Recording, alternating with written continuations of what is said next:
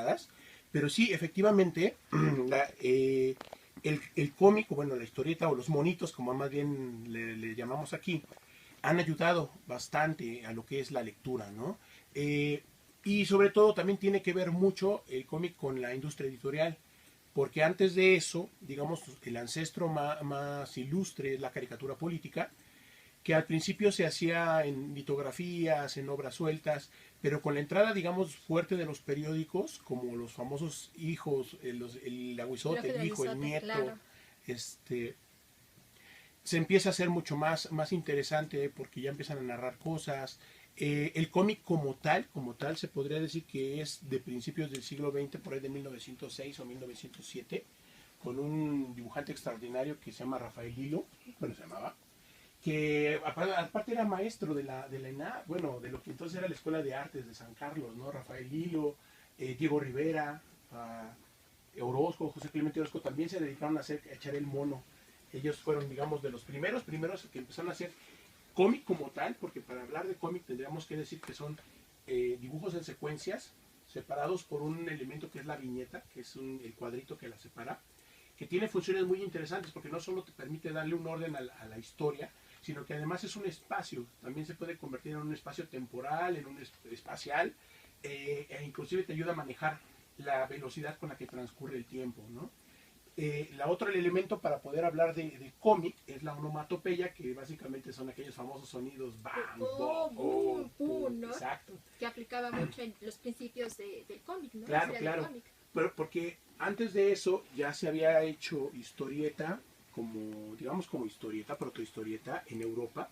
Un tal Rodolf Toffer ya la había hecho como 30 años antes del origen que se da en Estados Unidos con The Yellow Kid de Richard Felton Outcast, pero ya se habían hecho, pero no tenían el espacio, entonces digamos las secuencias no eran tan ordenadas, los textos venían escritos arriba o abajo, a un costado de los dibujos, pero digamos no había una cuestión de diálogo, no había una cuestión como más narrativa, hasta que inventan las onomatopeyas y los globos de texto, porque además eso te permite saber quién está hablando, en qué tono está hablando, si lo está pensando o hay un narrador, ¿no? De hecho, el uso de los signos de interrogación, admiración, ayudó mucho para saber el tono que estaba manejando, ¿no? Sí, claro.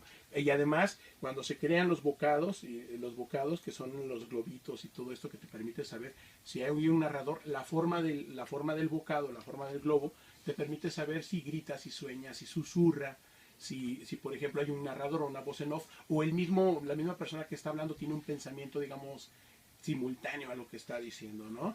Y eso solo lo vamos a ver hasta 1896, 1897, con una historieta norteamericana que se llama The Yellow Kid, que de hecho es muy interesante porque se la plagiaron. O sea, el autor trabajaba para un diario que era propiedad de este magnate Pulitzer, y luego llega el otro magnate Hearst y se lo lleva con todo y publicación, lo publica en su propio diario y él da por sentado que él es el primer número del nacimiento oficial del cómic.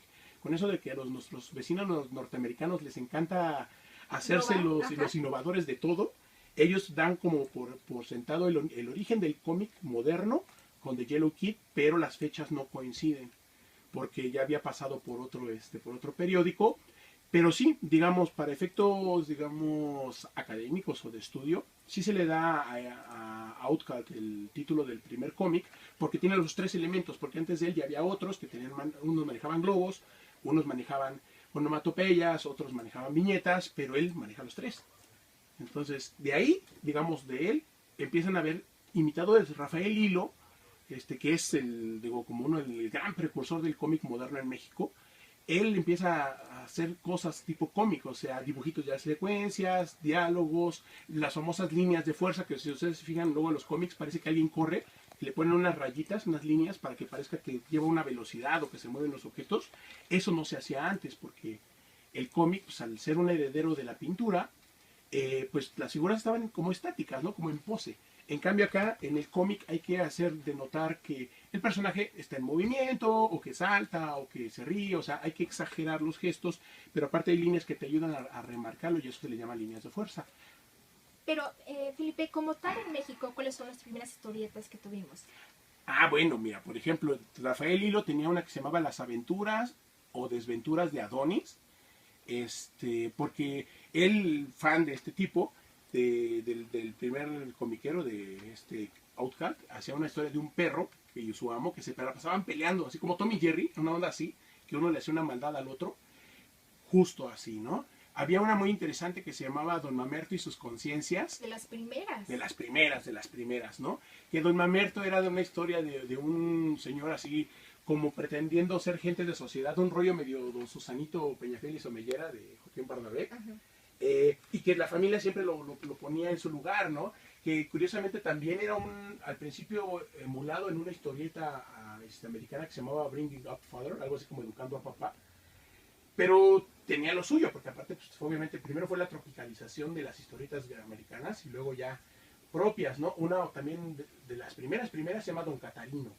Don Catarino es también... ¿De qué estamos hablando más o menos estas historietas? Principios de siglo, o sea, de 1908 en adelante. Las desventuras de Adonis son de 1908. Y de ahí hacia los años 20 se viene el crecimiento de la historieta, porque ya se manejaba con fines publicitarios. Por ejemplo, Rafael Lilo hacía una para los cigarros del buen tono, entonces hacía historietitas y siempre terminaban fumando, ¿no? Había otros grandes dibujantes que también eran pintores, como Ernesto García el Chango Cabral, que es una leyenda, claro, el señor. Gran dibujante, que él también hizo historietas, pero al final él se fue más bien como a las portadas, a la ilustración, porque él se fue a lo que es la famosa revista de revistas. Pero aparte el Chango García Cabral era como de corte europeo, o sea, le gustaban dibujos muy Art Nouveau, o sea, ondas así como europeas, que de hecho tiene mucho que ver la época por el porfirismo, ¿no? El cómic americano, es influencia americana, pero en ese entonces, pues institucionalmente y digamos culturalmente se veía hacia Europa, ¿no? Hacia Francia. Con el tiempo fue creciendo el cómic y, por ejemplo, tuvo su auge a partir de los años 30 con Vasconcelos y todo este gran movimiento mexicanista y la Escuela Mexicana de Pintura, y ahí empiezan a crecer los famosos cómics, los Patines, el Chamaco, el Pepito. De hecho, me comentabas que la familia Burrón como tal, el auge fue en los 50, pero se empezaron en los años 30, la familia Burrón, finales de 30, principios 40. Es que Gabriel Vargas tuvo una carrera larguísima. Empezó con una historia que se llamaba Los Superlocos, precisamente en el Pepín, que es la gran historieta, ¿no? El Pepín era como un compilado de historietas, ¿no? Pero ahí empezó él a hacer personajes que primero se llamaban Los Superlocos y con el tiempo la fue puliendo, y ya cuando saca La Familia Burrón, que ya es en mediados del siglo, bueno, ya la tenía la idea la tenía súper trabajada, ¿no? Y él además, propositivamente es tremendo, porque no es preciosista, pero es muy, muy exacto en su dibujo, no muy recargado. O sea, el tipo era un gran ilustrador para... Mira, dicho Felipe, tenemos la llamada de Pablo Valencia Carranza, que nos comenta que no hay que omitir a los supermachos, la familia Burrón, Benny Pinky. Ah, claro. Pero bueno, eso es mucho tiempo atrás, los supermachos de Ríos, que para mí Ríos es como secretario de Educación Pública emérito, ¿no? Porque además él hace usos del cómic que otros no tenían, como la educación, porque los supermachos, los agachados, y todos los libros que ha escrito Ríos tienen que ver con cuestiones de divulgación incluso, ¿no? Tenía un cómic, de hecho, de los años 70, que se llama Cucurucho y Tío Ríos, que era de divulgación de ciencia para niños. Era excelente, duró muy poquito, porque a Ríos se le ocurrió la puntada de decir, bueno, es la leyenda urbana, que en el último número, que ya no salió, le iba a decir a los niños de dónde nacían los bebés. Entonces, curiosamente, al siguiente número ya no volvió a salir, cancelaron la historia, ¿no? Pero era interesantísimo, ¿no? Ríos es un parteaguas, porque aparte a él le toca una época muy crítica del cómic, porque tuvo su auge en los años 50, muchísimos. José Cruz, el que hizo lo del Santo, el Santo era cómics del Santo, primero fotonovelas, curioso, o sea... De hecho, también, ¿crees que la cultura del cómic haya sido identificada con la sociedad en ese tiempo? ¿Era como reflejo? Bueno, es que todo es reflejo, digo yo. Claro, muy aspiracional también, ¿no? O sea, al principio era súper aspiracional porque quería ser una sociedad sofisticada, ¿no? Con el porfirismo. Luego, cuando los años 30, pues era con aspiraciones de una sociedad modernista, pero que miraba al pasado y el orgullo, sobre todo mexicanista, que es algo que tiene mucho el cómic mexicano, ¿no? Siempre trata como de hacer muy, muy mexicano la historieta, a veces como medio de sobrevivencia, o sea, a veces es un truco más bien, pero muchas veces sí aterrizan historias, ¿no? O sea, por ejemplo, una historieta moderna que tiene mucho eso fue el famoso Operación Bolívar de Edgar Clement, que es de los años 90, de un tipo que se dedica a cazar ángeles, que él es un heredero de los nahuales, que se dedica a cazar ángeles, pero tiene mucho el rollo, digamos, mexicanista, ¿no? Pero él lo hace de una manera mucho más propositiva, no nada más ese rollo de los indígenas como monumentos, ¿no? Sino más bien crudo, complejo, muy mexicano, ¿no? Como en la sociedad. Sí. Felipe, a ti te encanta el cómic. Si pudieras elegir alguna historieta, ¿con cuál te quedarías? De las mexicanas, híjole, pues yo me quedaría con dos. La familia Burrón por su cuestión histórica y porque además es larguísima. Bueno, los Simpson, antes de los Simpson como concepto, la familia Burrón.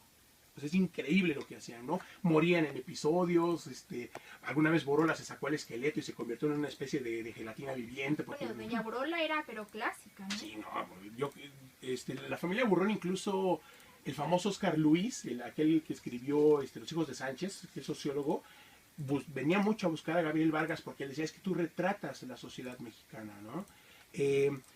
Y además él tiene muchos personajes muy interesantes. El diablo, por ejemplo, el diablo de la familia Burrón que tiene crisis de identidad, ¿no?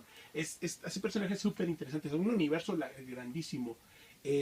Me encanta la familia Burrón, pero por ejemplo, también me quedaría precisamente con la obra de Clement, de más moderno, lo que es Operación Bolívar. Ahorita tiene una que se llama Los perros salvajes, que es un webcómic que está haciendo.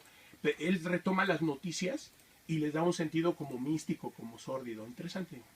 Pues Felipe, como saben amigos, tenemos mucho que contar en esto del cómic, en la historia de México. Desgraciadamente tenemos que irnos, pero Felipe, la invitación queda abierta para un próximo programa y termines de contarnos un poco más del cómic.